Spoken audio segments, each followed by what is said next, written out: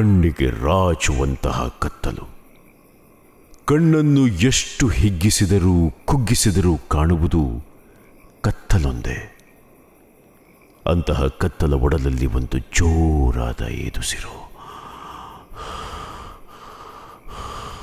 ಅದರ ಜೊತೆಗೆ ಎದೆ ಡಬಗುಡುವ ಶಬ್ದ. ವ್ಯಕ್ತಿಯೊಬ್ಬ ಕತ್ತಲ ಕೋಣೆಯಲ್ಲಿ ಬೆಳಕಿಗಾಗಿ ಹುಡುಕುತ್ತಿದ್ದಾನೆ ಎಂದು ಆ ಸದ್ದನ್ನು ಕೇಳಿ ಅಂದಾಜಿಸಬಹುದು. ಆತ ಮೇಜಿನ ಮೇಲೆ ದೀಪಕ್ಕಾಗಿ ತಡಕಾಡುತ್ತಿರುವಂತೆ ಕೇಳುತ್ತಿದೆ. ಕೈಗೆ ತಾಕಿದ, ಕಾಲಿಗೆ ಸಿಕ್ಕ ವಸ್ತುಗಳೆಲ್ಲ ಚೆಲ್ಲಾಪಿಲ್ಲಿಯಾಗಿ ಡಣಗುಡುತ್ತಾ ಬೀಳುತ್ತಿವೆ. ಆದರೆ ಬೆಳಕು ಮಾತ್ರ ಸಿಗುತ್ತಿಲ್ಲ.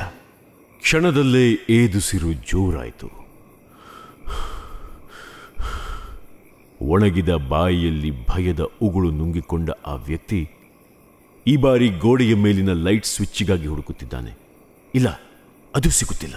ಇದ್ದಕ್ಕಿದ್ದಂತೆ ಠಳಾರೆಂದು ಕತ್ತಲನ್ನು ಸೀಳಿಕೊಂಡು ಬಂದ ಸದ್ದು ಕಿವಿಗಡಚಿತು. ಅದು ಕಪಾಟಿನ ಮೇಲಿದ್ದ ಹೂಜಿಯೊಂದು ಬಿದ್ದು ಒಡೆದ ಸದ್ದು. ಹಿಂದೆಯೇ ಕಪಾಟಿನ ವಸ್ತುಗಳೆಲ್ಲ ಒಂದರ ಮೇಲೊಂದು ಬಿದ್ದವು. ತಕ್ಷಣವೇ ಮತ್ತೆ ನಿಶ್ಶಬ್ದ. ಏದುಸಿರಿನ ಸದ್ದೂ ಇಲ್ಲ. ಆ ವ್ಯಕ್ತಿಯ ಕೈಗೆ ಈಗ ಬೆಳಕಿನ ಮೂಲ ಸಿಕ್ಕಿದೆ.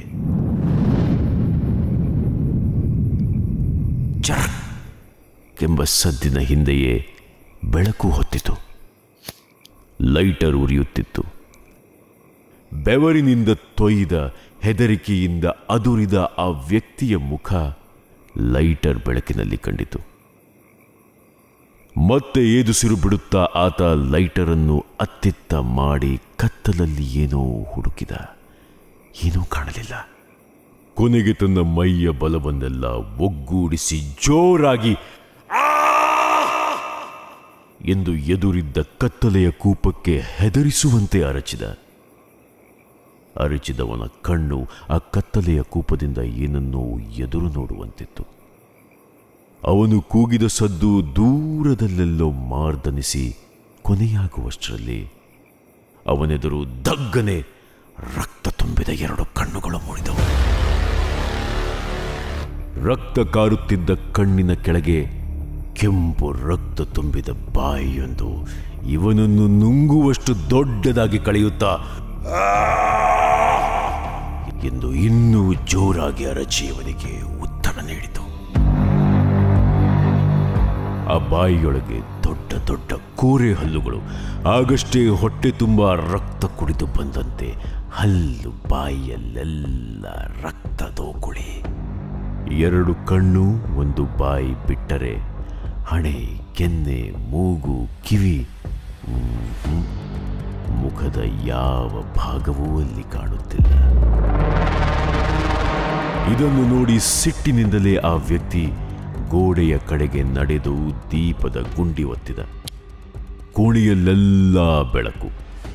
ಅದೊಂದು ಫಾರ್ಮ್ ಹೌಸಿನ ಉಗ್ರಾಣ. ಕತ್ತಿ, ಕೊಡಲಿ, ಹಾರೆ, ಪಿಕಾಸಿ ಹೀಗೆ ಹಲವಾರು ವಸ್ತುಗಳನ್ನು ಅಲ್ಲಲ್ಲಿ ತೂಗು ಹಾಕಲಾಗಿತ್ತು. ಕೈಯಲ್ಲಿದ್ದ ಲೈಟರನ್ನು ಎಸೆದ ಆ ವ್ಯಕ್ತಿ ನೇರವಾಗಿ ಒಂದು ಮೇಜಿನ ಬಳಿ ಹೋಗಿ ಅಲ್ಲಿದ್ದ ಎಲೆಕ್ಟ್ರಿಕ್ ಗರಗಸವನ್ನು ಕೈಗೆತ್ತಿಕೊಂಡು ಅದರ ವೈರನ್ನು ಹತ್ತಿರದಲ್ಲೇ ಇದ್ದ ಪ್ಲಗ್ಗಿಗೆ ಹಾಕಿ ಸ್ವಿಚ್ ಆನ್ ಮಾಡಿ ಆ 2 ಕಣ್ಣು 1 ಬಾಯಿಯ ಕಡೆಗೆ ತಿರುಗಿ ನಿಂತ. ಹತ್ತಿರ ಬಂದರೆ ನಿನ್ನನ್ನು ಕತ್ತರಿಸಿ ಒಗೆಯುತ್ತೇನೆ ಎಂಬ ಸಿಟ್ಟಿನಿಂದ ಅದರತ್ತಲೇ ನೋಡುತ್ತಾ ಗರಗಸದ ಬುಡದಲ್ಲಿದ್ದ ಗುಂಡಿ ಒತ್ತಿದ. ಗುಯ್ ಎಂಬ ಗರಗಸದ ಸದ್ದು ಆ ಕೋಣೆ ತುಂಬಿತು. ಕೆಂಪಗೆ ರಕ್ತ ಕಾರುತ್ತಿದ್ದ ಆ ಕಣ್ಣು ಬಾಯಿ ಇವನನ್ನು ನುಂಗಿ ಹಾಕುವಂತೆ ಎಗರಿ ಬಂತು. ಕಾಳಗದಲ್ಲಿ ಕತ್ತಿ ವರಸೆ ಮಾಡುವಂತೆ ಇವನು 2 ಕೈಯಿಂದ ಗರಗಸದ ವರಸೆ ಮಾಡಿದ. ಆದರೆ ಅದರ ಎಷ್ಟು ಉದ್ದ ವೈರಿದೆಯೋ ಅಷ್ಟೇ ಇವನಿಗೆ ಓಡಾಡಲು ಸಾಧ್ಯ. ಆ ಕಣ್ಣು ಬಾಯಿ ಇವನ ಗರಗಸದ ಹಲ್ಲಿಗೆ ಸಿಗಲೇ ಇಲ್ಲ. ಕೆಲ ಹೊತ್ತಿನ ಹೋರಾಟದ ಬಳಿಕ ಇವನ ಕೈ ಸೋತಿತು. ಏದುಸಿರು ಬಿಡುತ್ತಲೇ ತಲೆಬಾಗಿಸಿ ಏನನ್ನೋ ಯೋಚಿಸಿದ. ಗರಗಸ ಗುಯ್ಗುಡುತ್ತಲೇ ಇತ್ತು. ಕ್ಷಣ ಹೊತ್ತಿನಲ್ಲೇ ಏನನ್ನೋ ತೀರ್ಮಾನಿಸಿದವನಂತೆ ತಲೆ ಎತ್ತಿ ನಿನ್ನಂತಹ 10 ಪಿಶಾಚಿಗಳನ್ನು ಹಿಡಿದು ನೆಲಸಮ ಮಾಡಿ ರುದ್ರ ನರ್ತನ ಮಾಡಿದವನು ನಾನು. ನಿನ್ನ ಕೈಯಲ್ಲಿ ನಾನು ಸತ್ತರೆ ಈ ಜಗತ್ತು ನಗುತ್ತೆ. ನನ್ನ ಸಾಯಿಸುವ ಅದೃಷ್ಟವನ್ನ ನಿನಗೆ ನಾನು ಯಾವತ್ತೂ ಕೊಡೋದಿಲ್ಲ ಎಂದವನೇ ತಿರುಗುತ್ತಿದ್ದ ಗರಗಸವನ್ನು ತನ್ನ ಕುತ್ತಿಗೆಗೆ ಹಿಡಿದು ಒತ್ತಿಕೊಂಡ. ಮರದಿಂದ ದಪ್ಪ ಹಲಸಿನಕಾಯಿಯೊಂದು ಕಳಚಿ ಬಿದ್ದಂತೆ ರಕ್ತ ಚಿಮ್ಮುತ್ತಾ ಅವನ ತಲೆ ಮೈಯಿಂದ ಹಾರಿ ದೂರ ಬಿದ್ದಿತು. ಆ ಕಣ್ಣು ಬಾಯಿ ಜೋರಾಗಿ ನಕ್ಕು ಸಾವಲ್ಲಿ ಮುಕ್ತಿಯಿಲ್ಲ ಎಂದು ಹೇಳಿ ಮಾಯವಾಯಿತು. ಮತ್ತೆ ಕತ್ತಲು. ದೊಡ್ಡ ಕೋಣೆಯ ದೀಪಗಳು ಉರಿದವು. ಕತ್ತಲು ಕಾಣುತ್ತಿದ್ದ ಜಾಗದಲ್ಲಿ ಬಿಳಿ ಪರದೆ ಇತ್ತು. ಪರದೆಯ ಮೇಲೆ ಸಾವಲ್ಲಿ ಮುಕ್ತಿಯಿಲ್ಲ ಎಂದು ಮತ್ತೊಮ್ಮೆ ಮೂಡಿ ಬೇರೆ ಬೇರೆ ಹೆಸರುಗಳು ಮೂಡತೊಡಗಿದವು. ಟಾಕೀಸಿನ ಒಳಗೆ ಕಣ್ಣು ಬಾಯಿ ಬಿಟ್ಟುಕೊಂಡು ಸಿನಿಮಾ ನೋಡುತ್ತಿದ್ದ ರವಿ ಹಾಗೂ ಮಹೇಶ ಒಂದು ಸಲ ತಲೆಯನ್ನು ಕೊಡವಿ ಒಬ್ಬರ ಮುಖ ಒಬ್ಬರು ನೋಡಿಕೊಳ್ಳುತ್ತಾ ಎದ್ದು ಹೊರಟರು. ಅದು 1993 ಡಿಸೆಂಬರ್ ಕಾಲ. ಮಲೆನಾಡಿನ ತಪ್ಪಲಲ್ಲಿ ಬೆಚ್ಚಗೆ ಹಬ್ಬಿಕೊಂಡಿದ್ದ ಬಾಳೆಹೊನ್ನೂರು. ಸುತ್ತಮುತ್ತಲಿನ ಹಳ್ಳಿ, ತೋಟದ ಲೈನ್ಗಳಿಗೆ ದೊಡ್ಡ ಪೇಟೆ. ಅವತ್ತು ಭಾನುವಾರ, ಸಂತೆಯ ದಿನ. ಇಡೀ ಊರು ವ್ಯಾಪಾರಿಗಳಿಂದ, ಕೊಳ್ಳುಗರಿಂದ, ಕಾಫಿ ತೋಟದ ಮಾಲೀಕರು, ಕೂಲಿ ಆಳುಗಳಿಂದ ತುಂಬಿ ಜಿಗಿಜಿಗಿ ಎನ್ನುತ್ತಿತ್ತು. ಅಂದು ಬಾಳೆಹೊನ್ನೂರಿನ ಸುದರ್ಶಿನಿ ಚಿತ್ರಮಂದಿರದಲ್ಲಿ ಮ್ಯಾಟ್ನಿ ಶೋ ಮುಗಿಸಿ ಹೊರಬಂದ ರವಿ ಹಾಗೂ ಮಹೇಶ ಇಬ್ಬರು ಗೆಳೆಯರು. ಬೇರೆ ಬೇರೆ ಹಳ್ಳಿಯವರಾದರೂ ಭಾನುವಾರದಂದು ಸಿಕ್ಕು ಒಂದು ಸಿನಿಮಾ ನೋಡಿ ಮಹೇಶನ ರಾಜ್ದೂತ್ ಬೈಕಿನಲ್ಲಿ ಪೇಟೆಯನ್ನೆಲ್ಲ ಸುತ್ತೋದು ಇವರ ಅಭ್ಯಾಸ. ಅವತ್ತು ಹಾಗೆಯೇ ಒಂದು ದೆವ್ವದ ಸಿನಿಮಾ ನೋಡಿ ಹೊರಬರುತ್ತಿದ್ರು. ಫಿಲ್ಮ್ ಹೇಗನ್ಸ್ತಾ ಎನ್ನುತ್ತಾ ಮಹೇಶ ಜೇಬಿನಲ್ಲಿದ್ದ ಬೈಕ್ ಕೀಗಾಗಿ ತಡಕಾಡಿದ. ಈ ಸಿನಿಮಾದಲ್ಲಿ ತೋರಿಸೋದೆಲ್ಲ ಕಟ್ಟಕತೆನೇ ಬಿಡ. ಹುಟ್ಟಿ 25 ವರ್ಷ ಆದರೂ ಒಂದ್ಸಲನೂ ನನಗೆ ಆ ದೆವ್ವ ಪಿಶಾಚಿ ಕಂಡಿದ್ದಿಲ್ಲ. ಅಲ್ಲಿ ಹಂಗಾಯ್ತಂತೆ, ಇಲ್ಲಿ ಹಿಂಗಾಯ್ತಂತೆ ಅಂತ ಕೇಳಿದ್ ಬಿಟ್ರೆ ನನ್ನ ಎದುರಿಗೆ ಒಂದು ದೆವ್ವ ಬಂದು ಕಿರ್ಚಿದ್ದಿಲ್ಲ ನೋಡು. ಕತ್ಲಲ್ಲಿ ಅಷ್ಟೊಂದು ಸಲ ತೋಟ ತಿರುಗಿದ್ದೀನಿ, ಶಿಕಾರಿಗೆ ಹೋಗಿದ್ದೀನಿ, ಒಂದಾದ್ರೂ ದೆವ್ವ ಕಾಣಬಾರ್ದೇನೋ? ಸುಮ್ಮನೆ ಈ ಥರ ಸಿನಿಮಾ ನೋಡಿ ದೆವ್ವ ಅಂದ್ರೆ ಹಿಂಗಿರುತ್ತೆ ಅನ್ಕೋಬೇಕು ಎನ್ನುತ್ತಾ ರವಿ ಮಹೇಶನ ಜೊತೆಗೆ ಹೆಜ್ಜೆ ಹಾಕಿದ. ದೇವರಿದೆ ಅಂದಮೇಲೆ ದೆವ್ವನೂ ಇರುತ್ತೆ, ಎಲ್ಲ ಅವರವರ ಬುಡಕ್ಕೆ ಬಂದಾಗಲೇ ಗೊತ್ತಾಗೋದು ಎಂದ ಮಹೇಶ ಜೇಬಿನಿಂದ ಚೀಟಿಯೊಂದನ್ನು ತೆಗೆದು ಬೈಕ್ ನಿಲುಗಡೆ ಹುಡುಗನಿಗೆ ಕೊಟ್ಟು ಮುಂದೆ ನಡೆದ. ದೆವ್ವನೂ ಇಲ್ಲ, ಪಿಶಾಚಿನೂ ಇಲ್ಲ, ಹಂಗೇನಾದ್ರೂ ಇದ್ರೆ ನಾವೇ ದೆವ್ವ ನೋಡು ಎಂದು ನಕ್ಕ ರವಿ. ಅದೆಲ್ಲ ಇರಲಿ, ಆ ಕರೆಂಟಿನ ಗರಗಸ ಚೆನ್ನಾಗಿತ್ತು ಕಣ, ಅಂಥದ್ದೇನಾದ್ರೂ ಸಿಕ್ಕರೆ ಈ ಮರಗಸಿಗೆ ಸೌದೆ ಮಾಡೋಕ್ಕೆ ತುಂಬ ಚೆನ್ನಾಗಿರುತ್ತೆ ಎಂದ. ಓಹೋ, ಗರಗಸ ಅನ್ನೋಕ್ಕೂ ನೆನಪಾಯ್ತು. ಮನೇಲಿ ಗರಗಸದ ಬಾಯಿ ಬಡ್ಡಾಗಿ ಹೋಗಿದ್ದವು ಮರಾಯ. ಆರ ತಗೊಂಡು ಹೋಗ್ಬೇಕು.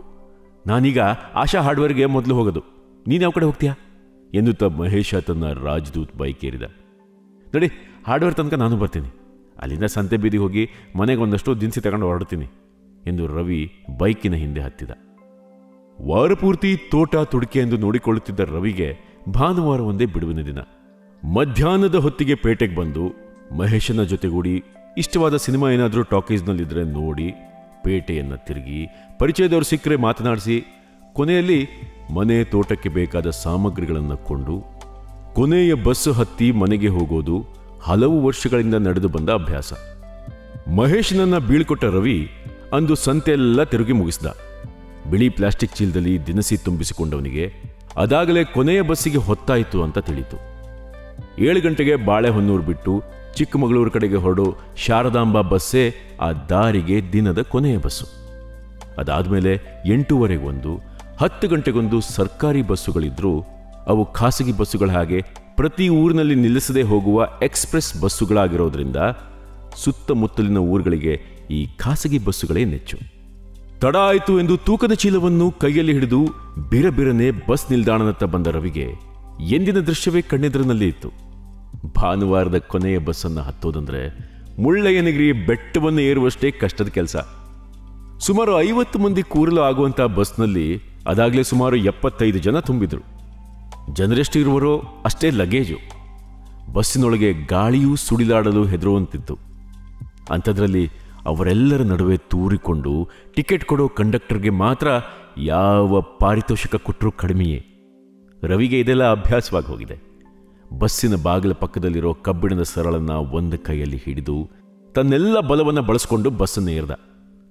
ಜನಜಂಗುಳಿಯ ನಡುವೆ ತೂರಿಕೊಂಡು ಒಳಹೋಗಿ ನಿಂತವನು ಒಂದು ನಿಟ್ಟುಸಿರು ಬಿಟ್ಟ ಉಸಿರು ಹೋಗುವುದಾದ್ರೂ ಎಲ್ಲಿಗೆ? ಅದೇ ಬಿಸಿಯುಸಿರು ಬಸ್ಸಿನ ಕಮಟು ವಾಸನೆಯನ್ನು ಬೆರೆಸಿಕೊಂಡು ಮತ್ತೆ ಬಂದು ರವಿಯ ಮೂಗಿಗೆ ಬಡಿಯಿತು. ಬೆವರು, ಎಲೆ ಅಡಕೆ, ಸಾರಾಯಿ, ಸಾಮಾನು ಸರಂಜಾಮುಗಳ ವಾಸನೆಯೆಲ್ಲ ಬೆರೆತ ಬಸ್ಸಿನೊಳಗಿನ ಗಾಳಿಗೆ ರಸಾಯನ ಶಾಸ್ತ್ರದಲ್ಲಿ ಇನ್ನೂ ಯಾವ ಹೆಸರೂ ಸಿಕ್ಕಿರಲು ಸಾಧ್ಯವೇ ಇಲ್ಲ. ಹೊಸಬರಾದರೆ ಆ ವಾಸನೆಗೆ ತಲೆಸುತ್ತಿ ಹೋಗುವುದು, ವಾಂತಿ ಮಾಡಿಕೊಳ್ಳೋದು ಖಂಡಿತ. ವಾರಪೂರ್ತಿ ಮಾಡಿದ ಕೆಲಸಕ್ಕೆ ಶನಿವಾರದಂದು ಬಟವಾಡೆ ಮಾಡಿಕೊಂಡು ಭಾನುವಾರದ ಸಂತೆ ತಿರುಗಿ ಮನರಂಜನೆ ಸವಿದು ಸಂಜೆ ಹೊತ್ತಿಗೆ ಎಂದಿಗಿಂತ ತುಸು ಹೆಚ್ಚೇ ಸಾರಾಯಿ ಪ್ಯಾಕೆಟನ್ನು ಏರಿಸಿಕೊಂಡ ಪ್ರಯಾಣಿಕರೇ ಬಸ್ಸಿನಲ್ಲಿ ಹೆಚ್ಚು ಇರೋದ್ರಿಂದ ಅವರಿಗೆ ಈ ವಾಸನೆಯದ್ದಾಗಲಿ ನೂಕು ನುಗ್ಲಿಂದಾಗಲಿ ಪರಿವೇ ಇರೋದಿಲ್ಲ. ಎಲ್ಲರ ಟಿಕೆಟ್ ಆಗೋವರೆಗೂ ಬಸ್ಸು ಹೊರಡುವಂತಿಲ್ಲ. 7 ಗಂಟೆಗೆ ಹೊರಡಬೇಕಾದ ಬಸ್ಸು ಕೊನೆಗೂ ತೇಲುತ್ತಾ ಕುಲುಕುತ್ತಾ 7:20ಕ್ಕೆ ಹೊರಟಿತು. ಬಾಳೆಹೊನ್ನೂರಿನಿಂದ ರವಿಯ ಮನೆಗೆ ಸುಮಾರು 30 ನಿಮಿಷದ ದಾರಿ. ಭಾನುವಾರದ ಕೊನೆಯ ಬಸ್ಸಿಗೆ ಮಾತ್ರ ಅದು 45 ನಿಮಿಷ. ಬಸ್ಸಿನೊಳಗಿನ ಜಿಗ್ಗಲಿನಿಂದ ತಪ್ಪಿಸಿಕೊಂಡು ತಾನು ಇಳಿಯಬೇಕಿದ್ದ ನಿಲುಗಡೆಯಲ್ಲೇ ರವಿ ಇಳಿದವನಿಗೆ ಸುಧಾರಿಸಿಕೊಳ್ಳಲು ಸ್ವಲ್ಪ ಸಮಯವೇ ಹಿಡಿತು. ಚಳಿಗಾಲದ ತಣ್ಣನೆ ಗಾಳಿ ಮೂಗಿಗೆ ಬಡಿಯಲು ಅಬ್ಬಾ, ನಾನಿನ್ನೂ ಉಸಿರಾಡ್ತಿದ್ದೀನಿ ಅನ್ನಿಸ್ತು. ರಸ್ತೆಗೆ ತಾಕಿಕೊಂಡೇ ರವಿಯ ತೋಟ ಇರೋದು. ತೋಟದ ಕಾಲ್ದಾರಿಯಲ್ಲಿ ಸುಮಾರು 300 ಮೀಟರ್ ಒಳಗೆ ನಡೆದರೆ ಮನೆ ದಾರಿ ಬಂದು ರಸ್ತೆಗೆ ಸೇರುವ ಜಾಗದ ಪಕ್ಕದಲ್ಲೇ ಒಂದು ಸಣ್ಣ ಸೇತುವೆ. ಬಸ್ ನಿಲ್ಲಿಸೋದು ಆ ಸೇತುವೆಯ ಹತ್ತಿರದಲ್ಲೇ. ಹಾಗಾಗಿ ಬಸ್ಸಿಗಾಗಿ ಕಾಯುವವರಿಗೆ ಆ ಸೇತುವೆ ಕಟ್ಟೆಯೇ ತಂಗುದಾಣ. 3 ಕೊಳವೆಗಳನ್ನು ಹಾಕಿ ಕಟ್ಟಿರುವ ಸೇತುವೆಯ ಅಡಿಯಲ್ಲಿ ರವಿಯ ತೋಟದಿಂದ ಬರೋ ಸಣ್ಣ ತೊರೆ ಹರಿದು ಸೇತುವೆಯನ್ನು ದಾಟಿ ಇನ್ನೊಂದು ಕಡೆಯ ದೊಡ್ಡ ಹೊಳೆಯನ್ನು ಸೇರುತ್ತೆ. ಬೇಸಿಗೆಯಲ್ಲಿ ಬತ್ತುವ ಈ ತೊರೆ ಜೂನ್ನಲ್ಲಿ ಉಕ್ಕಿ ಹರಿದು ಜನವರಿ ಹೊತ್ತಿಗೆ ಸಣ್ಣದಾಗಿ ಮಾಯವಾಗುವುದು. ಒಂದು ಕಡೆ ದೊಡ್ಡ ಹೊಳೆ ಹರಿಯುವ ಸದ್ದು, ಇನ್ನೊಂದು ಕಡೆ ಸಣ್ಣ ತೊರೆಯ ಸದ್ದು ಕಿವಿಗೆ ಬಡಿಯಿತು. ಆ ಮಬ್ಬುಗತ್ತಲಿನಲ್ಲಿ ಸೇತುವೆಯ ಕಟ್ಟೆಗೆ ಬಳಿದ ಬಿಳಿ ಬಣ್ಣವೊಂದನ್ನು ಬಿಟ್ಟರೆ ಬೇರೇನೂ ಕಾಣೋದು ಅಷ್ಟಕ್ಕಷ್ಟೇ.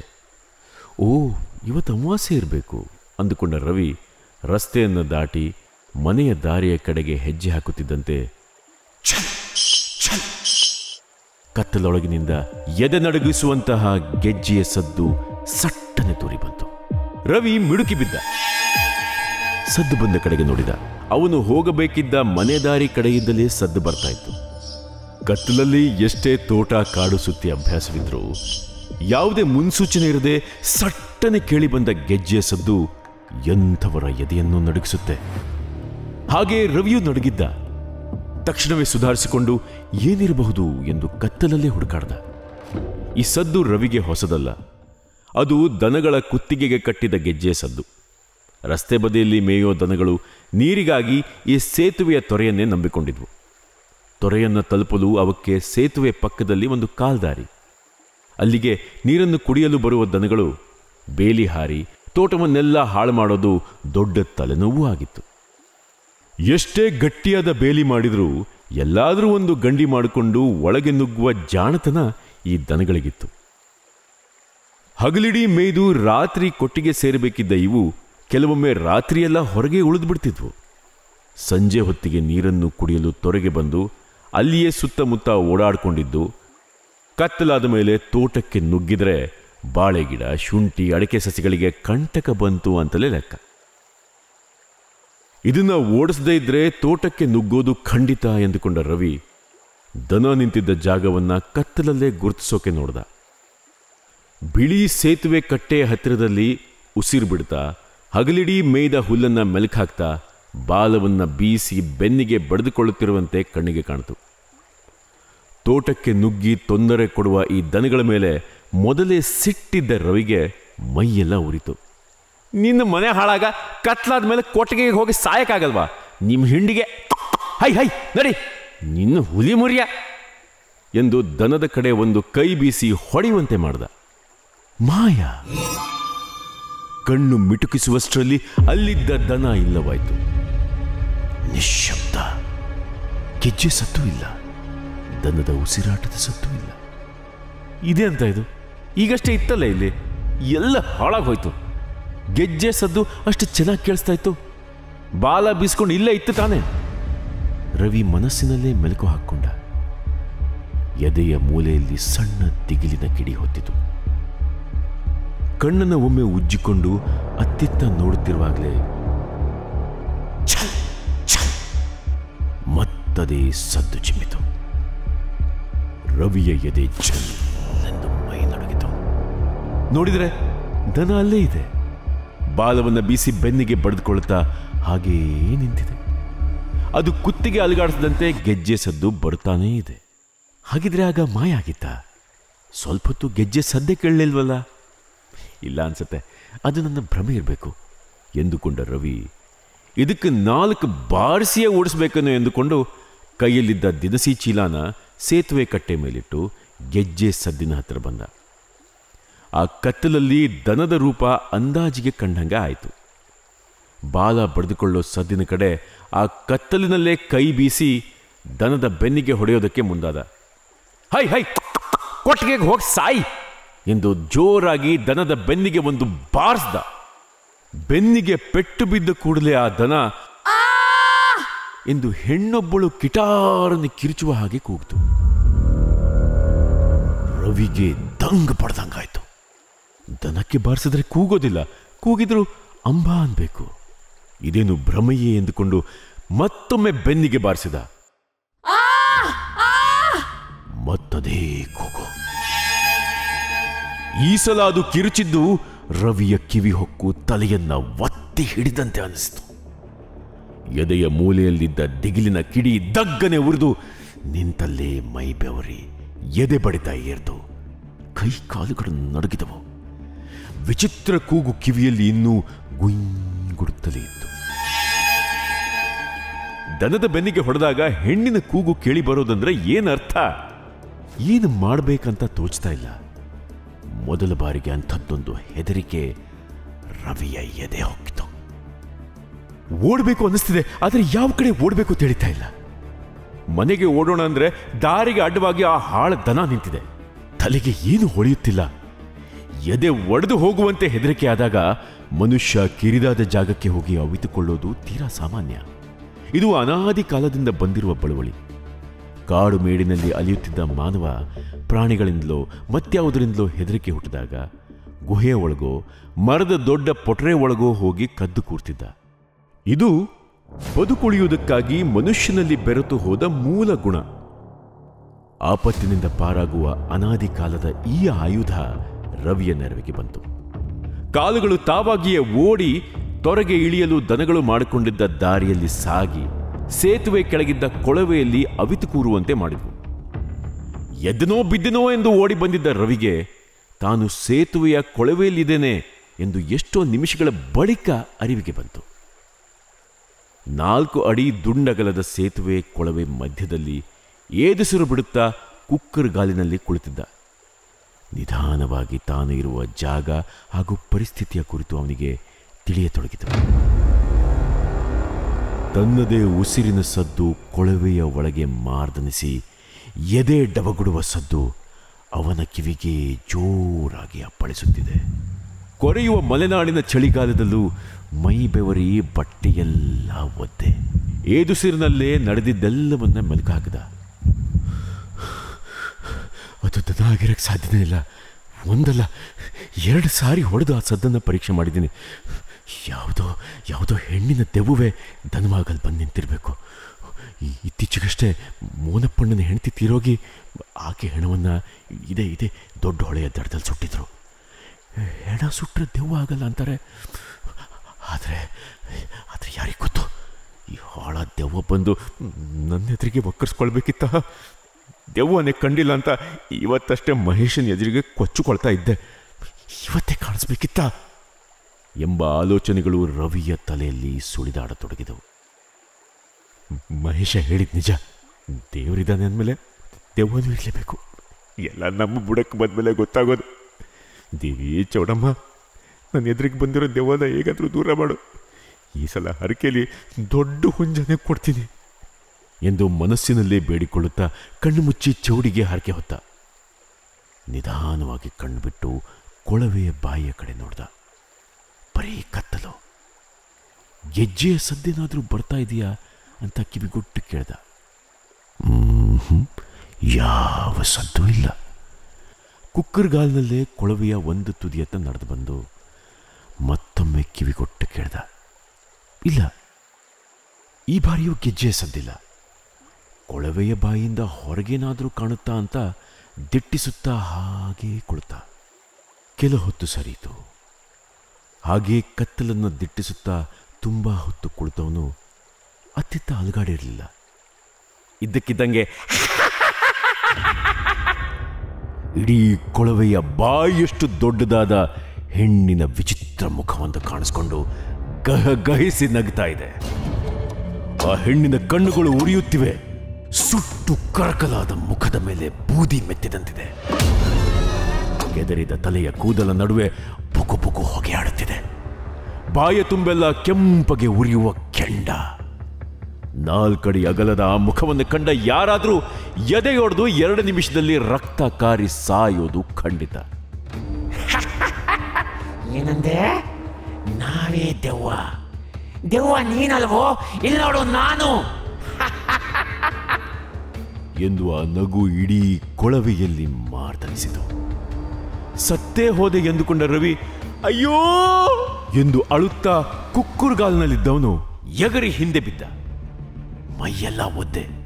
ಆ ದೆವ್ವದ ಮುಖ ಇವನತ್ತಲೇ ನುಗ್ಗಿ ಬಂತು. ಅದರಿಂದ ತಪ್ಪಿಸಿಕೊಳ್ಳೋಕೆ ಹಾಗೆಯೇ ಮಕಾಡೆ ತಿರುಗಿ ಮೊಣಕೈಗಳ ಸಹಾಯದಿಂದ ತೆವಳುತ್ತಾ ಕೊಳವೆಯ ಇನ್ನೊಂದು ತುದಿಗೆ ಬಂದ. ಕೊಳವೆಯಿಂದ ಹೊರಹೋಗೋ ನೀರು ಕಲ್ಲು ಕೊರಕಲಿನ ದಾರಿಯಲ್ಲಿ ಸಾಗಿ ದೊಡ್ಡ ಹೊಳೆಯನ್ನು ಸೇರ್ತಾ ಇತ್ತು. ಸೀಗೆ ಬಳ್ಳಿ ಬಿದಿರುಮಟ್ಟಿನಿಂದ ತುಂಬಿ ಮನುಷ್ಯರಷ್ಟೇ ಅಲ್ಲ, ದನಗಳು ಓಡಾಡಲು ಆಗದಂತಹ ದಾರಿ ಅದಾಗಿತ್ತು. ದೆವ್ವದಿಂದ ತಪ್ಪಿಸಿಕೊಳ್ಬೇಕಂದ್ರೆ ರವಿ ಆ ಕೊರಕಲಿನಲ್ಲೇ ಸಾಗಬೇಕು. ತಿರುಗಿ ನೋಡಿದ್ರೆ ವಿಚಿತ್ರವಾಗಿ ನಗುತ್ತಾ ಬೆನ್ನಟ್ಟಿರೋ ದೆವ್ವ. ಜೀವ ಉಳಿಸಿಕೊಳ್ಳೋದಕ್ಕೆ ಆ ಕೊರಕಲಿನ ದಾರಿಯಲ್ಲಿ ಓಡೋದಕ್ಕೆ ಶುರು ಮಾಡ್ದ. ಸೀಗೆ ಬಿದಿರು ಮುಳ್ಳುಗಳು ಮೈಯನ್ನೆಲ್ಲ ಪರಚಿದ್ವು. ಕಲ್ಲು ಕೊರಕಲು ಕಾಲನ್ನ ಉಳುಕಿಸ್ತು. ನೀರು ಹರಿಯುತ್ತಿರುವ ದಾರಿಯನ್ನ ಹಿಡಿದು ರಕ್ತ ಸುರಿಸ್ತಾ ಉಸಿರು ಬಿಡ್ತಾ ಹೇಗೋ ಮಾಡಿ ಆ ತೊರೆ ದೊಡ್ಡ ಹೊಳೆಗೆ ಸೇರೋ ಜಾಗಕ್ಕೆ ಬಂದು ತಿರುಗಿ ನೋಡ್ದ. ದೆವ್ವದ ಸುಳಿವಿರಲಿಲ್ಲ. ಹೊಳೆಯ ಇನ್ನೊಂದು ದಡದಲ್ಲಿ ಜೋರಾಗಿ ಬೆಂಕಿ ಉರಿತಾ ಇತ್ತು. ಡಿಸೆಂಬರ್ನಲ್ಲಿ ತಗ್ಗಿರೋ ಹೊಳೆಯ ನೀರನ್ನು ದಾಟಿ ಏನಾದರೂ ನೆರವು ಸಿಗುವುದೇನೋ ಎಂದುಕೊಂಡು ಬೆಂಕಿ ಉರಿಯ ಕಡೆ ಓಡ್ದ. ಹೊಳೆಯ ದಡದಲ್ಲಿರೋ ಮರಳಿನ ಮೇಲೆ ದೊಡ್ಡ ಸೌದೆ ರಾಶಿಯೊಂದು ಹೊತ್ತಿ ಧಗಧಗನೆ ಉರಿತಾ ಇತ್ತು. ಮೈಕೈಯೆಲ್ಲ ಗಾಯ, ಬಟ್ಟೆಯೆಲ್ಲ ಹರಿದು ಅಲ್ಲಲ್ಲಿ ರಕ್ತದ ಕಲೆ. ಉರಿಯುವ ಬೆಂಕಿಯನ್ನು ನೋಡಿ ರವಿ ಒಮ್ಮೆಲೆ ಮಿಡುಕಿ ಬಿದ್ದ. ಅದು ಯಾರ್ದೋ ಹೆಣವನ್ನ ಸುಡ್ತಾ ಇರೋ ಚಿತೆ. ಅರ್ಧ ಸುಟ್ಟಿದೆ, ಇನ್ನರ್ಧ ಸುಡ್ತಾ ಇದೆ. ಊರಲ್ಲಿ ಯಾರು ಸಾವಾಗಿದೆ ನನಗೆ ಗೊತ್ತಿಲ್ವಲ್ಲ ಎಂದುಕೊಂಡ ರವಿ ಯಾರಾದರೂ ಇದ್ದಾರೆಯೇ ಅಂತ ಸುತ್ತಲೂ ನೋಡ್ದ. ಯಾರೂ ಇಲ್ಲ. ಹೊಳೆ ದಾಟಿ ಬಂದ ದಾರಿಯನ್ನ ತಿರುಗಿ ನೋಡ್ದ. ರಪ್ ಅಂತ ದೆವ್ವದ ಮುಖ ಇವನ ಮೂಗಿನ ನೇರಕ್ಕೆ ಬಂದು ತೂಗಿತು. ಹೌಹಾರಿದ ರವಿ ಚಂಗನೆ ಎಗರಿ ಮರಳಿನ ಮೇಲೆ ಬಿದ್ದ. ಚಿತೆಯ ಬೆಂಕಿ ಶಾಖ ಇವನ ಮೈಗೆ ರಾಚ್ತಿತ್ತು. ಆ 4 ಅಡಿ ಅಗಲದ ಮುಖ ಇವನ ಸುತ್ತಲೂ ಗಹಗಹಿಸಿ ನಗುತ್ತಾ ತಿರುಗ್ತಾ ಇತ್ತು. ಆ ಮುಖದ ಕೆಳಗೆ ಸುಕ್ಕುಗಟ್ಟಿದ ಬೂದಿ ಮೆತ್ತಿದ ಚೂಪು ಉಗುರುಗಳಿರೋ ದೊಡ್ಡ ಕೈಯೊಂದು ಮೂಡಿ ಉದ್ದವಾಗ್ತಾ ಬಂದು ಇವನ ಕುತ್ತಿಗೆಯನ್ನ ಹಿಡಿತು. ಬಾಯಲ್ಲಿ ಕೆಂಡ ಉಗುಳ್ತಾ ದೆವ್ವದ ನಗು ಇನ್ನೂ ಜೋರಾಯಿತು. ರವಿಯ ಉಸಿರು ಕಟ್ಟಿ ಕಣ್ಣುಗಳೆಲ್ಲ ಮೇಲೆ ಹೋದು. ಯಾವ ತಪ್ಪಿಗೆ ನನಗೆ ಈ ಶಿಕ್ಷೆ ಆಗ್ತಾ ಇದೆ ಅಂತ ಅವನಿಗೆ ತಿಳಿಲೇ ಇಲ್ಲ. ಯಾರು ನೀನು? ನನ್ನ ಬಿಟ್ಬಿಡು, ನಾನೇನು ತಪ್ಪು ಮಾಡಿಲ್ಲ. ಕಟ್ಟಿದ ಗಂಟಲಲ್ಲೇ ರವಿ ಅಂಗಲಾಚಿದ. ಏನೋ ದೆವ್ವ? ಹೆದರಿ ಓಡ್ತಾ ಇದ್ಯಲ್ಲೋ? ದೆವ್ವನೇ ಇಲ್ಲ. ಹಾಗೇನಾದ್ರೂ ಇದ್ರೆ ನಾವೇ ದೆವ್ವ ಅಂತ ಅಹಂಕಾರದಿಂದ ಹೇಳ್ತಾ ಇದ್ದೆ. ಇಲ್ಲೇನಾಯ್ತು? ನಿಜವಾದ ದೆವ್ವ ನೋಡಿದ್ಮೇಲೆ ಜೀವ ಕೈಗೆ ಬಂತ? ನಾನು ಬಾಯಿ ಮಾತಿಗೆ ಹಾಗೆ ಹೇಳಿದ್ದಷ್ಟೇ. ನಾನು ಇವತ್ತಿನ ತನಕ ಅಂತ ದೊಡ್ಡ ತಪ್ಪೇನು ಮಾಡಿಲ್ಲ. ರವಿಯ ಉಸಿರು ನಿಲ್ಲುತ್ತಿತ್ತು. ತಪ್ಪು ಮಾಡಿದ್ರೆ ಮಾತ್ರ ಶಿಕ್ಷೆ ಕೊಡೋಕೆ ನಾವೇನ್ ದೇವ್ರ? ನಮ್ಮನ್ನ ಕಂಡ್ರೆ ನೀವು ಭಯ ಬೀಳ್ಬೇಕು. ಅದನ್ನ ನೋಡಿ ನಾವು ನಗಬೇಕು. ನೀವು ಒಳ್ಳೆಯವರು ಕೆಟ್ಟವರು ನಮಗೆ ಗೊತ್ತಿಲ್ಲ. ನೀವು ಹೆದರಿದಾಗ ನಮಗೆ ಸಿಗೋ ಆನಂದ ಇದೆಯಲ್ಲ, ಆಹಾ, ಅದನ್ನ ಯಾವುದು ಮೀರ್ಸೋಕ್ಕಾಗಲ್ಲ. ನೀವು ಹೆದರ್ಬೇಕು, ನಾವು ನಗಬೇಕು. ನೀವು ಹೆದರ್ಬೇಕು, ನಾವು ನಗಬೇಕು. ಹೆದರ್ಲಿಲ್ಲ ಅಂದ್ರೆ ಹೆದರ್ಸೋಕೆ ನಮಗೆ ಗೊತ್ತು. ನೆನಪಿರ್ಲಿ, ಇಲ್ಲಿ ನೀನಲ್ಲ, ನಾವೇ ದೆವ್ವ. ದೆವ್ವದ ನಗು ಚಿತೆಯ ಬೆಂಕಿಗಿಂತಲೂ ಜೋರಾಗಿ ಸುಡುತ್ತಿತ್ತು. ನನ್ನ ಮ್ಯಾಣೆ ಹೆಚ್ಚು ಸಾಯಿಸಿದ್ರೆ ನಿನಗೆ ಸಿಗೋದಾದ್ರೂ ನನ್ನ ಸಾಯಿಸ್ಬೇಡ, ಬಿಟ್ಬಿಡು ಬಿಟ್ಬಿಡು. ರವಿ ಅಳು ಜೋರಾಯಿತು. ಸಾವಿನ ಅಂಚಿನಲ್ಲಿರುವವನ ಬೇಡಿಕೆಯನ್ನು ಒಪ್ಪದಂತೆ ಆ ದೆವ್ವದ ಕೈ ಕುತ್ತಿಗೆ ಹಿಡಿತವನ್ನ ಸಡಲಗೊಳಿಸಿ ಹಿಂದಕ್ಕೆ ಹೋಗಿ ಮಾಯ ಆಯಿತು. ರವಿಗೆ ಹೋದ ಉಸಿರು ಮರಳಿ ಬಂದಂಗಾಯಿತು.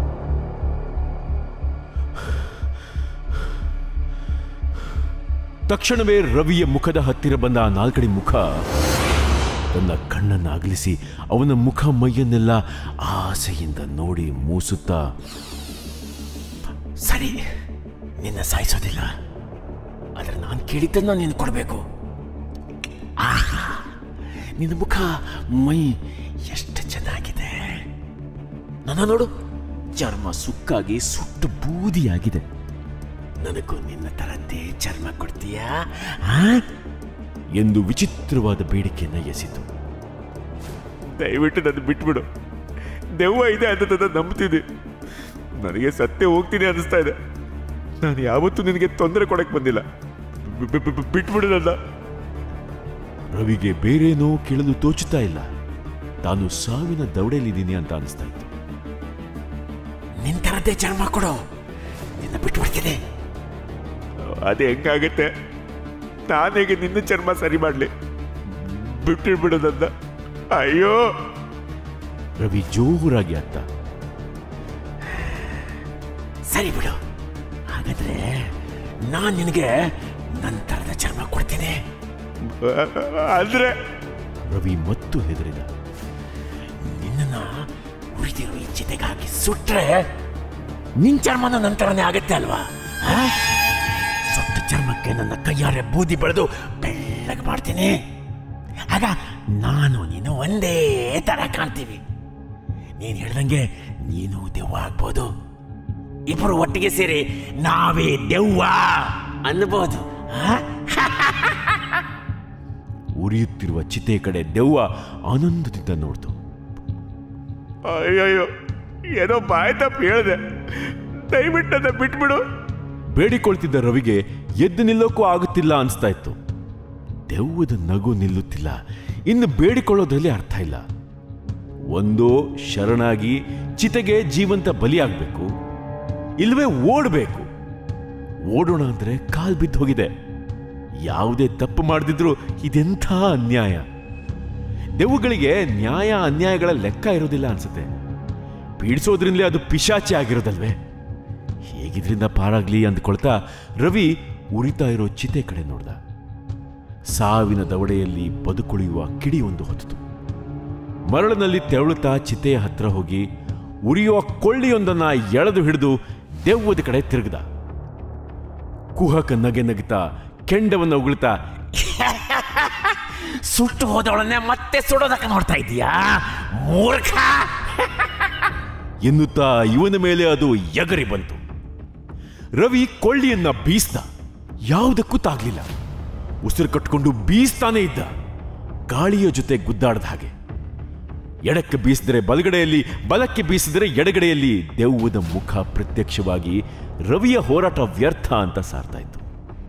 ಮರಳಿಡಿ ಹೊರಳಾಡ್ತಾ ಕೊಳ್ಳಿ ಹಿಡಿದು ಹೋರಾಡ್ತಿದ್ದ ರವಿಯ ಕೈ ಕೊನೆಗೂ ಸೋತಿತು. ಕೊಳ್ಳಿಯನ್ನ ಕೋಲಿನ ಹಾಗೆ ಮರಳಿನ ಮೇಲೆ ಊರಿ ಕುಳಿತುಕೊಂಡ. ಬಾ, ಸುಮ್ಮನೆ ಯಾಕೆ ಹೋರಾಡ್ತಿದೀಯಾ?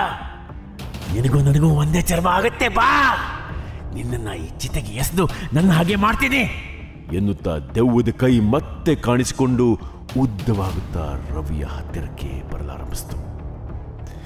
ಅನ್ಯಾಯಕ್ಕೆ ನಾನು ಬಲಿಯಾಗ್ತಾ ಇದ್ದೀನಿ ಎಂದುಕೊಂಡ ರವಿ ಅಳುತ್ತಾನೆ ತಲೆ ತಗ್ಗಿಸ್ದ. ಕಣ್ಣೀರು, ಬೆವರು, ರಕ್ತವೆಲ್ಲ ಮರಳಿನ ಮೇಲೆ ಸುರಿದು ನೀರಾಗಿ ಹರಿತಾ ಇರೋ ಹಾಗೆ ಕಾಣಿಸ್ತು. ನೆಲಕ್ಕೆ ಊರಿದ್ದ ಕೊಳ್ಳಿಯ ಬಲದಿಂದ ನಿಲ್ಲೋದಕ್ಕೆ ಪ್ರಯತ್ನಿಸಿದ. ಆಗ್ಲಿಲ್ಲ. ಕತ್ತಿ ಎತ್ತಿ ನೋಡಿದ್ರೆ ದೆವ್ವದ ಕೈ ಹತ್ತಿರ ಆಗ್ತಾ ಇದೆ. ಮತ್ತೆ ಎದ್ದು ನಿಲ್ಲೋದಕ್ಕೆ ನೋಡ್ದ, ಆಗ್ತಾ ಇಲ್ಲ. ದೆವ್ವದ ನಗು ಕಿವಿ ಕೆಪ್ಪಾಗುವಷ್ಟು ಜೋರಾಗಿ ಕೇಳ್ತಾ ಇದೆ. ನೋವು, ಭಯ, ದುಃಖ ಎಲ್ಲವೂ ಒಟ್ಟಿಗೆ ನುಗ್ಗಿ ಬಂದಿರುವಾಗ ಗಟ್ಟಿ ಬಲ ಹಾಕುವುದಾದ್ರೂ ಎಲ್ಲಿ? ದೆವ್ವದ ಕೈ ಇನ್ನೂ ಹತ್ತಿರ ಆಗ್ತಾ ಇದೆ. ಎದ್ದು ಓಡೋದಕ್ಕೆ ಇದು ಕೊನೆಯ ಅವಕಾಶ. ಇಲ್ಲದಿದ್ರೆ ಚಿತೆಯಲ್ಲಿ ಉರಿದು ಬೇಯಬೇಕು. ಕೈ ಇನ್ನೂ ಹತ್ತಿರ ಆಯ್ತು, ಬಂದೇ ಬಿಡ್ತು. ರವಿ ಜೋರಾಗಿ ಉಸಿರೆಳೆದುಕೊಂಡು ಕೊಳ್ಳಿ ಮೇಲೆ ತನ್ನೆಲ್ಲ ಬಲವನ್ನ ಹಾಕಿ ಓಡಲೇಬೇಕು ಅಂತ ಎದ್ದು ನಿಂತ. ಥಡ್! ನೆತ್ತಿಗೆ ಜೋರಾಗಿ ಪೆಟ್ಟು ಬಿತ್ತು. ತಲೆ ಗುಮ್ಮಂತು. ಕಾಲಿನ ಅಡಿಯಲ್ಲಿ ನೀರು ಹರಿತಾ ಇದೆ. ಕುಕ್ಕುರ್ಗಾಲ್ನಲ್ಲೇ ಕೊಳವೆಯ ಒಳಗೆ ಕುಳಿತಿದ್ದ ರವಿಗೆ ಇಷ್ಟೊತ್ತು ಕಾಡಿದ್ದು ಕನಸು. ಎಚ್ಚರಾಯಿತು. ಕೊಳವೆಯ ಒಳಗೆ ಹೆದರಿ ಕೂತವನಿಗೆ ವಿಚಿತ್ರ ದೆವ್ವ ಕಂಡಂಗೆ ಭ್ರಮೆ ಕಾಡಿತ್ತು. ಭಯದಲ್ಲಿ ಹುಟ್ಟಿದ ಮತ್ತೊಂದು ಭಯ. ಮುಖಕ್ಕೆ ನೀರು ಚಿಮ್ಮಿಸ್ಕೊಂಡ. ಇದೇನು ಕನಸ, ಭ್ರಮೆನ? ಯಾವ ದೆವ್ವನು ಕೊಳವೆ ಬಾಯಿ ಹತ್ರ ಬಂದು ನಗ್ಲಿಲ್ಲ. ಇದೆಲ್ಲ ನನ್ನ ಭ್ರಮೆ ಅಷ್ಟೇ ಅಂತ ತಿಳಿಯಿತು. ಆದರೆ ದನಕ್ಕೂ ಹೊಡೆದಾಗ ಬಂದು ಸದ್ದು ಮಾತ್ರ ಸತ್ಯ ಅಂತ ತಿಳಿದ. ಅದು ಸರಿ, ಕಿರ್ಚಿದ್ದು ನಿಜಾನೇ ಆಗಿದ್ರೆ ಮನೆಯಿಂದ ಇಷ್ಟೊತ್ತಿಗೆ ದೊಂದಿನೋ ದೀಪಾನೋ ಹಚ್ಕೊಂಡು ರಸ್ತೆ ಕಡೆ ಅಣ್ಣ ಬರಬೇಕಿತ್ತು. ಬಸ್ ಬಂದು ನಿಂತು ಹೋಗಿ ಇಷ್ಟೊತ್ತಾದರೂ ನಾನು ಮನೆಗೆ ಬಂದಿಲ್ಲ ಅಂತ ಹುಡುಕೊಂಡಾದ್ರೂ ಬರಬೇಕಿತ್ತು. ಯಾಕೆ ಬಂದಿಲ್ಲ? ದನ ಕಿರ್ಚಿದ ಸದ್ದು ಮನೆಗೆ ಕೇಳಿಲ್ವಾ? ಇದೆಲ್ಲ ನನ್ನ ಭ್ರಮೆನಾ ಅಂತ ರವಿಯ ಮನಸ್ಸು ಲೆಕ್ಕ ಹಾಕತೊಡಗಿತು. ಹೆಚ್ಚೊತ್ತಿಲ್ಲೇ ಇದ್ರೆ ಹೆದರ ಸತ್ತೇ ಹೋಗ್ತೀನಿ ಅಂದ್ಕೊಂಡವನು ಧೈರ್ಯವನ್ನೆಲ್ಲ ಒಗ್ಗೂಡಿಸ್ಕೊಂಡು ಮತ್ತೆ ಕೊಳವೆಯ ಬಾಯತ್ತ ಬಂದು ಮತ್ತೊಮ್ಮೆ ದನದ ಸದ್ದಿಗಾಗಿ ಕಿವಿಕೊಟ್ಟ. ಇಲ್ಲ, ಈ ಬಾರಿ ಯಾವ ಸದ್ದು ಕೇಳ್ತಾ ಇಲ್ಲ. ಆದರೂ ಅದನ್ನು ದಾಟಿ ಮನೆ ದಾರಿ ಹಿಡಿಯೋ ಧೈರ್ಯ ಬರಲಿಲ್ಲ. ಕಟ್ಟೆ ಮೇಲಿದ್ದ ದಿನಸಿ ಚೀಲ ಏನಾಯ್ತೋ ಅನ್ನೋ ಆಲೋಚನೆಯೂ ಬಂದು ಹೋಯಿತು. ತೋಟದ ಪಕ್ಕದಲ್ಲಿ, ಅಂದರೆ ಆ ಸೇತುವೆಯಿಂದ ಸ್ವಲ್ಪ ದೂರದಲ್ಲಿ ಪಕ್ಕದ ತೋಟದ ಕೆಲಸಗಾರರು ಉಳಿದುಕೊಳ್ಳೋ ಲೈನು. ಕಾಫಿ ಹಣ್ಣಿನ ಕೊಯ್ಲು ಇನ್ನೂ ಶುರುವಾಗದೇ ಇರೋದ್ರಿಂದ ಅಲ್ಲಿ ಯಾರೂ ಇರಲಿಲ್ಲ. ಆದರೆ ಮೇಸ್ತ್ರಿಯೊಬ್ಬ ವರ್ಷ ಪೂರ್ತಿ ಅಲ್ಲೇ ಇರ್ತಾನೆ. ಅವನನ್ನು ಏಳಿಸಿ ಮನೆಗೆ ಕರ್ಕೊಂಡು ಹೋಗ್ಬೋದು ಅಂತ ರವಿ ಲೆಕ್ಕ ಹಾಕಿದ. ಕೊಳವೆಯಿಂದ ಹೊರಬಂದು ಬಲಗಡೆಗೆ ಹತ್ತಿ ಓಡಿದ್ರೆ ಮನೆ ದಾರಿ, ಎಡಗಡೆಗೆ ಓಡಿದ್ರೆ ಲೈನಿನ ದಾರಿ. ಇಲ್ಲೇ ಇದ್ರೆ ಸಾವು, ಅಲ್ಲಿಗೆ ಓಡಿದ್ರೆ ಉಳುವು ಎಂದುಕೊಂಡು ಒಂದೇ ಸಲಕ್ಕೆ ಕೊಳವೆಯಿಂದ ಚಿಮ್ಮಿ ಹೊರಬಂದು ಲೈನಿನ ಕಡೆ ಓಡ್ದ. ಎಷ್ಟು ಓಡಿದ್ರೂ ಜೋರಾಗಿ ಓಡ್ತಾ ಇದ್ದೀನಿ ಅನಿಸ್ತಾ ಇಲ್ಲ. ಹಸು ಒಂದು ಅಡ್ಡ ಬಂದ ಹಾಗೆ, ಕೊಳವೆಯ ಬಾಯಲ್ಲಿ ಕಂಡ ಹೆಣ್ಣಿನ ಮುಖ ಎದುರಾದ ಹಾಗೆ, ಹಿಂದಿನಿಂದ ಇಬ್ರು ಕಿರಿಚ್ತಾ ಇರೋ ಹಾಗೆ ಅನಿಸ್ತಾ ಇದೆ. ಕಾಣದ ಕೈಗಳು ಸೊಂಟವನ್ನ ಎಳೆದು ಹಿಡ್ಕೊಂಡಿದ್ದು ಓಡೋದಕ್ಕೆ ಹರಸಾಹಸ ಪಡ್ತಾ ಇರೋ ಹಾಗೆ ಭಾಸವಾಗ್ತಾ ಇದೆ. ಬದುಕುಳಿಯೋದು ಕಷ್ಟ ಅನಿಸಿ ಕಣ್ಣು ಮುಚ್ಚಿ ಉಸಿರು ಕಟ್ಟಿ ಒಂದೇ ಸಮನೆ ಓಡ್ದ. ತಿರುಗಿ ನೋಡು ತಪ್ಪನ್ನ ಮಾಡಲಿಲ್ಲ. ಮೇಸ್ತ್ರೆ, ಏ ಮೇಸ್ತ್ರೆ! ರವಿ ಲೈನಿನ ಕೋಣೆಯೊಂದರ ಬಾಗಿಲು ಬಡಿಯುತ್ತಾ ಕೂತ. ಭಾನುವಾರದ ಹೆಚ್ಚುವರಿ ಪ್ಯಾಕೆಟ್ ಅನ್ನ ಏರಿಸಿ ಗಟ್ಟಿ ನಿದ್ದೆಗೆ ಜಾರಿದ್ದ ಮೇಸ್ತ್ರಿ ಬೈದುಕೊಳ್ತಾಳೆ ಬೆಂಕಿ ಪೊಟ್ಟ ಹುಡುಕಿ ದೀಪ ಹಚ್ಚಿ ಹೊರಬರ್ದ. ಯಾರ್ರೀ ಅದು ಅಂದ. ನಾನ್ ಕಣ ರವಿ. ಓ ರವಿ ಅಣ್ಣ, ಏನ್ ಇಷ್ಟೊತ್ತಲ್ಲಿ? ಎಂತ ಆಯ್ತ್ರಿ? ರವಿ ನಡೆದಿದ್ದೆಲ್ಲವನ್ನ ಹೇಳ್ದ. ಅಯ್ಯೋ ರವಿ ಅಣ್ಣ, ನಿಮಗೆಲ್ಲ ಭ್ರಾಂತು. ದೆವ್ವನೂ ಇಲ್ಲ, ಎಂಥದೂ ಇಲ್ಲ. ಪ್ಯಾಕೆಟ್ ಕಿಕೆಟ್ ಹಾಕಿದ್ರೆ ಹಂಗೆ ಮಾರ್ರ. ಮೇಸ್ತ್ರಿ ಏರಿಸಿದ್ದ ಪ್ಯಾಕೆಟು ಅವನಿಗೆ ಹೆಚ್ಚಿನ ಧೈರ್ಯವನ್ನೇ ಕೊಟ್ಟಿತ್ತು. ನಡೀರಿ, ಮನೆಗೆ ನಾನ್ ಬಿಟ್ಟು ಬರ್ತೀನಿ ಎಂದು ರವಿ ಜೊತೆ ದೀಪ ಹಿಡಿದು ಹೊರಟ. ಇಬ್ರು ಸೇತುವೆ ಹತ್ತಿರ ಬರುವಾಗ ಅಲ್ಲಿ ಏನೂ ಇರಲಿಲ್ಲ. ಕಟ್ಟೆ ಮೇಲಿದ್ದ ದಿನಸಿ ಚೀಲಕ್ಕೆ ಏನೂ ಆಗಿರಲಿಲ್ಲ. ಚೀಲ ಎತ್ಕೊಂಡು ಮನೆ ದಾರಿ ಕಡೆ ಇಬ್ರು ನಡೆದ್ರು. ಮನೆ ದಾರಿ ಹಿಡಿದ ರವಿ ಒಮ್ಮೆ ಹಿಂತಿರುಗಿ ರಸ್ತೆ ಕಡೆ ನೋಡ್ದ. ಕತ್ತಲು, ಮಿಜಿಗುಡುವ ಕತ್ತಲು. ನಾವೇ ದೆವ್ವ ಎಂದುಕೊಂಡಿದ್ದವನ ಮನಸ್ಸಲ್ಲಿ ಮಹೇಶ ಹೇಳಿದ ಮಾತುಗಳು ಗುನುಗುತ್ತಾ ಇದ್ವು. ಎಲ್ಲ ನಮ್ಮ ಬುಡಕ್ಕೆ ಬಂದಾಗಲೇ ಗೊತ್ತಾಗೋದು. ದೇವರನ್ನು ಎದುರು ಹಾಕ್ಕೊಳ್ಳಲ್ಲ, ದೆವ್ವಗಳನ್ನಂತೂ ಮೊದಲೇ ಎದುರು ಹಾಕ್ಕೊಳ್ಳಲ್ಲ ಎಂದುಕೊಳ್ತಾ ಭ್ರಮೆ ವಾಸ್ತವಗಳ ಗೊಂದಲದಲ್ಲಿ ಕತ್ತಲಿಗೆ ಬೆನ್ನು ಹಾಕಿ ಮನೆ ಕಡೆ ನಡೆದ ರವಿ. ಲೇಖಕರು ರತೀಶ ರತ್ನಾಕರ, ಧ್ವನಿ ಸಚಿನ್ ನಾಯಕ್.